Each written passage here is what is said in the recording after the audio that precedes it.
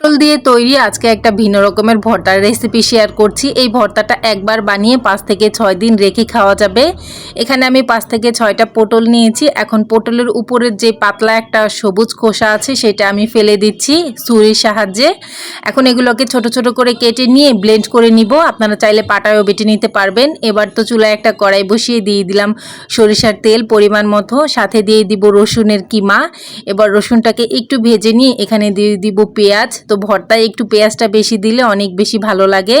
এখন পেঁয়াজটাকে একটু ভেজে নিয়ে পেঁয়াজটা নরম হয়ে আসলে এখানে দিয়ে দিব কালো জিরা, সাথে দিয়ে দিব ঝালের জন্য কাঁচামরিচ।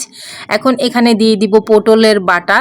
তো পটলটাকে এই যে একদম মিহি করে আমি বেটে নিয়েছি। এবার তেলের সাথে কিছুক্ষণ ভেজে নিয়ে এখানে দিয়ে দিব পরিমাণ মতো লবণ, সাথে দিয়ে দিব সামান্য পরিমাণের হলুদের গুঁড়া আর পছন্দ মতো ঝাল।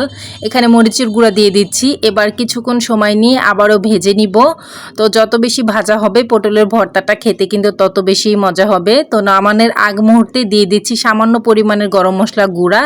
এবার আবারও কিছুক্ষণ ভেজে নিয়ে যখন পটলের ভর্তাটা কড়াই থেকে ছেড়ে আসবে তখনই নামিয়ে ফেলবো। গরম ভাতের সাথে এই ভর্তাটা দিয়ে খেতে দারুণ লাগে। আপনারাও বাসায় এভাবে বানিয়ে খাবেন আর একবার বানিয়ে 5 থেকে 6 দিন রেখে খেতে পারবেন। আশা করছি আজকের এই রেসিপি আপনাদের কাছে ভালো লাগবে।